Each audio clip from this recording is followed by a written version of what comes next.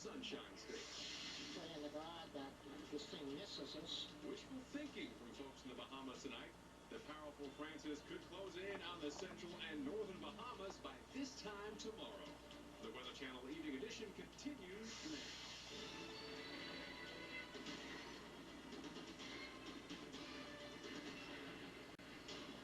Good evening, I'm Jennifer Lopez. And I'm Paul Goodlow. Hurricane Francis is swirling into the Turks and Caicos Islands tonight on a relentless course towards the Bahamas. Stores on the islands are packed with people getting last-minute supplies, such as water and food.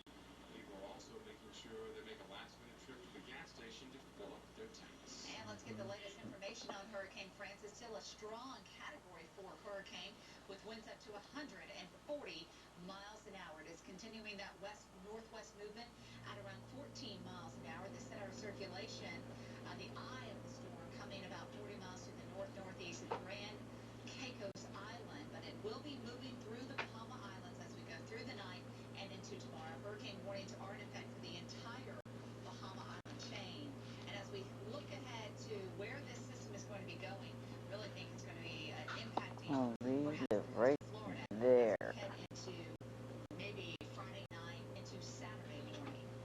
And Storm Tracker Jim Cantori is live right now from Daytona Beach, Florida. And Jim, obviously this area was already hit hard about 3 weeks ago by Hurricane Charlie. I'm assuming you're probably still seeing some of that damage tonight. You know what, Paul, is very evident as we drove in today off the interstate. House after house. I mean, one of the things you can do is take the yard debris, kind of stick it out by the road, and eventually it will get picked up. You know what? There's tons of piles of yard debris still from Charlie. Very, very evident that it was here just a few weeks ago, and we're going to be adding, unfortunately, or we could be adding to that debris pile very, very soon. Let's talk about what we got going on out there as far as wind gusts are concerned. It won't be there anymore. It's going to blow away. I have to make it all over I should say about 5 miles an hour right now. Freeport, the Bahamas, about 7 miles an hour, and Nassau, about 12 miles an hour. So as big as this thing is, we're still not even near the core of even the tropical storm force winds. Those should come in tomorrow, certainly, and then again on Friday where hurricane watches are up. Let's look at those watches and where they will be. And of course, when we talk about a watch, that means conditions, hurricane force within 36 hours, could be upgraded to a warning in these northern Bahama areas very, very soon. And that means certainly within 24 hours, you can see some hurricane force gusts. Again, it depends on the track. We're out on hurricane day, and we're both having panic attacks because everyone is selling out of gas and all the essential items that we need. Anyway, here I am. The rest of the world is out there in a panic attack for Hurricane Francis. Anyway,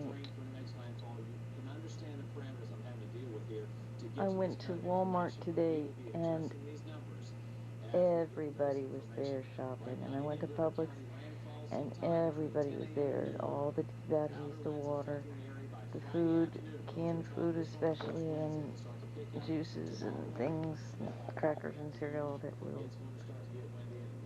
Anyway, people are getting scared, and the ones that are staying are really packing up a lot of food and supplies. All the gas stations are out of gas, and Alex is still at work. I couldn't hang with him today because I ran out of energy. I'm sort of having like a heart attack or something, I don't know what. I've just been trying real hard. I went running around today like a madman, trying to get things prepared for today, for the hurricane, and now I'm like totally burned out. I cleaned the rugs. See, look, there's a rug cleaner over there. And vacuumed and changed Lucky's water and this and that. Anyway. That state tonight with the storm making landfall sometime tomorrow. NBC's Robert Hager is standing by in Melbourne, Florida, on the state's east coast. Al Roker is reporting down. He's in Turtle Beach. Let's begin with you. Good morning. Morning, Matt. Well, the storm is 260 miles right out there. It weakened a little bit overnight, but it's still a very powerful Category 3 storm. It's deserted around here on the beach and on the streets after a call for massive evacuations. It's the largest evacuation in Florida's history. From Miami Beach north to Cape Canaveral. 2.5 million people asked to leave. In some areas, police cruised house to house, sounding the alarm. Please exit the Barrier Island. Outside Vero Beach, vehicles backed up 15 miles. I'm on empty, so I need gas. Gasoline was short, and waits at service stations were long, and some ran out. At Cape Canaveral, a hospital was evacuated. Ambulances and medevac helicopters were pressed to the surface. Boats were on the move as well, being taken to safer waters. Lumber yards ran short of plywood or ran out. We don't have plywood yet at this time, and the governor, Jeb Bush, had this one. You cannot weather a storm of this magnitude in a low-lying area or in a mobile home park. Just trust me. As the state braces for its second monster storm within 3 weeks. Other developments, cruise ships are changing their itinerary, staying at sea so they don't get damaged in port during the storm. Airports are closing today, including the big Orlando airport. And for the first time ever, the entire Kennedy Space Center has been evacuated. Matt? All right, Bob Hager in Melbourne, Florida this morning. Bob, thank you very much. Let's go to Al Roker now, who left here yesterday and got to Juno Beach, which I think is just a little north of Palm Beach, right, Al? That's right, man. It's about 15 miles north of Palm Beach. And I'll tell you, as Bob said, things are deserted here. Let's take a look at the latest on Hurricane Francis. As he mentioned, a Category 3 storm, 285 miles east-southeast of the lower Florida coast. Winds have diminished 120 miles per hour. Getting ready for this now a storm. little more disorganized. The big problem is Everybody's it has slowed up, freaking out and about that's Francis. something we don't want. Hurricane warnings from Florida City to Flagler Beach. The problem with the slowing up, that gives the storm more chance to start to intensify as it makes its way closer toward the Florida coast. Right now, it looks like Francis will make landfall sometime late tomorrow afternoon into tomorrow evening, cut across the coast and head toward Panama City. Now, again, the big problem is with the slowdown and the lessening of intensity. Continuing Hurricane Francis coverage. Don't know exactly when it's going to hit, where it's going to hit, and so the entire eastern coast of Florida is very susceptible right now, but we do expect as it gets closer and comes across the warmer Gulf Stream waters, there could be more intensification. So even though the winds are at 120 miles per hour, don't let that fool you. This is still a very dangerous storm, and with some possible intensification, the damage could be really catastrophic here. Matt? And Al, I'm hearing rain totals because of the size of this storm could be up to 20 inches of rain in some parts. Generally, we're talking about 7 to 12 inches of rain, but locally there could be 20 inches of rain. The storm surge is going to be anywhere from 8 to 12 feet. Some places it could be as much as 16 feet. So this, again, could be very, very catastrophic. We're talking about Charlie. This storm is about 4 times in breadth and width of the size of Hurricane Charlie. And the other problem is with this wobble, the worst case scenario could be, instead of it making a direct hit in 36 hours, it could hug the coast and make its way north.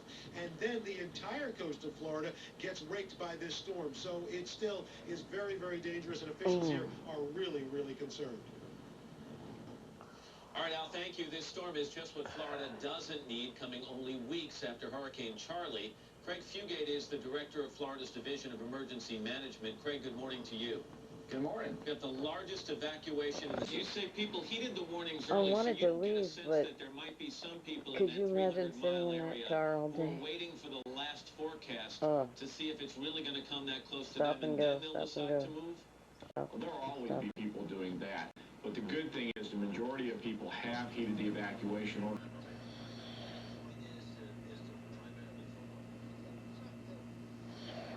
Doing those rescue and response efforts. So people need to be patient. Don't rush back into your communities. Don't rush back over the country. Floodwaters are incredibly powerful phenomena. If you didn't take physics in high school, you need to water can pick up SUVs and move it hundreds of feet. You cannot fight those waters. They're killers. So you need to be very patient, and very careful about the floodwaters that are going to occur because of Hurricane Francis. And finally, the governor talked. Craig Fugate gave me a tour. We talked about how the state's emergency operations center is set up. Craig, I intend to take this as a model across the entire United States. The way we have put together the incident command federal government to make certain that our resource requirements are coordinated and put where they need to be is that I've seen in my 4 years at FEMA. I told President Bush last night on the telephone that we've got to take this model